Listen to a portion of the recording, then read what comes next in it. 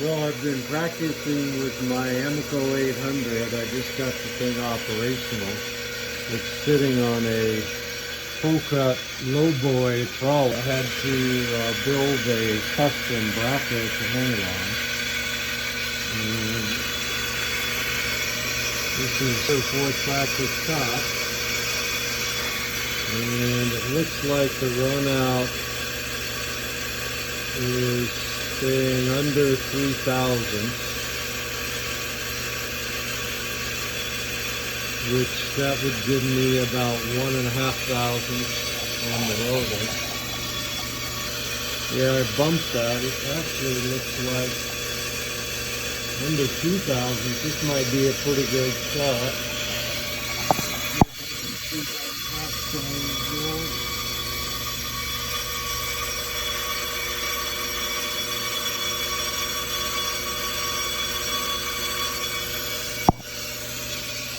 See how the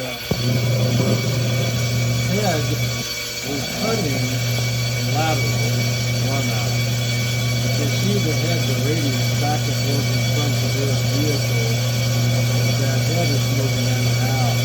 I thought something was wrong with the machine, but it did a good shot. And what I learned was, and you can see it here also on the dial indicator, how it's moving around in a circular motion there. So this is the radial, it's moving back and forth towards the front and then the rear of the vehicle. This is built into the ProCut hub adapter.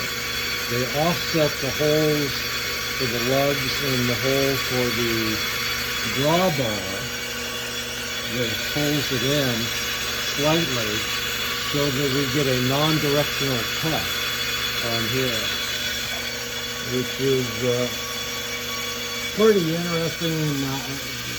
The ProCut rep told me about it tonight because I thought I had something wrong with my machine here. Yeah, I'm staying about 2,000. That's great, man. That is target.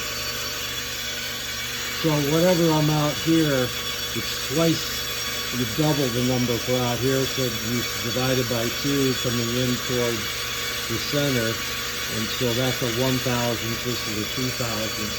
I'll probably even get better than 1,000 on this one. I had to rebuild this head. This was an unused machine that I picked up. Taken me quite a while. A great guy on Facebook's been sending me the documents, so I've now got everything I need and all the O-rings. I'll be able to get the right ones. I just matched them with ones from the hardware store, but there's 21, 22 O-rings in this head with oil filled. And I found that it was a manufacturing mess-up. There was what looked like steel wool inside around the O-rings, rubber O-rings, and so it was losing pressure.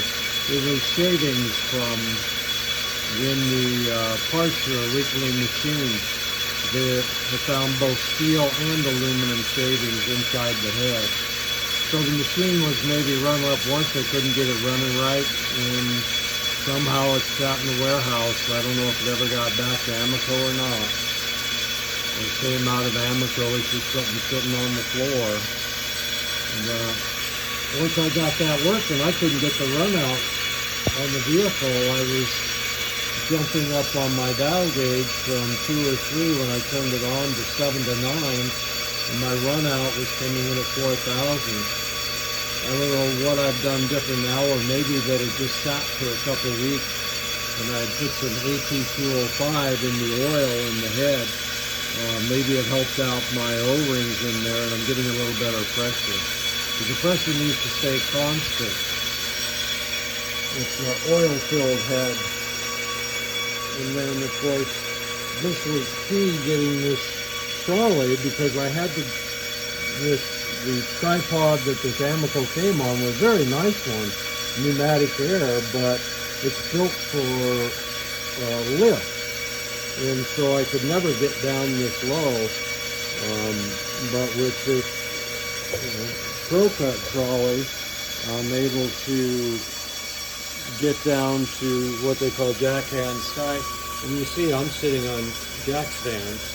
I can actually go a little higher. This trolley will actually go a little lower. So it's got a rubber band around there. That's the anti-chatter band.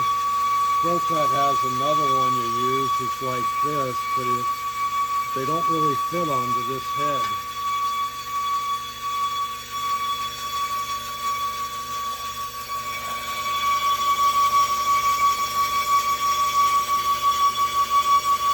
I probably should be wearing a mask. Look at all those dust particles of steel. Typically you're going to walk away from the machine.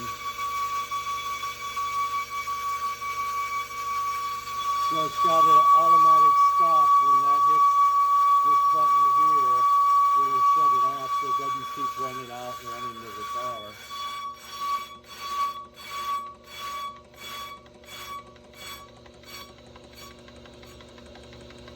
Beautiful. So I'll run out that rotor and see what I got here in a moment. I'm just going to go ahead and manually shut down. And,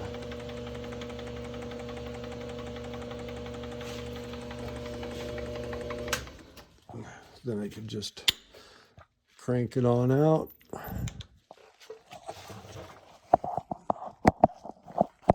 See if I can set that up there.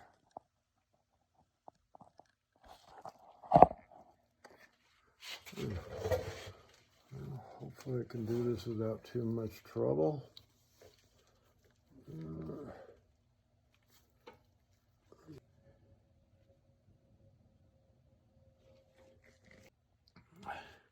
Let's go ahead and back the machine off of here and so I can turn it.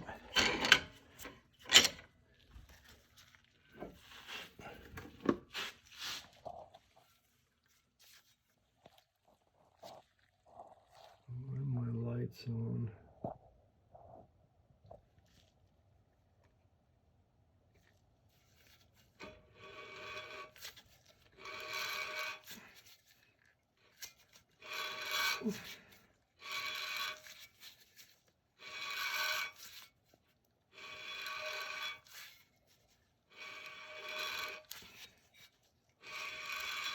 Wow, I'm under 1,000.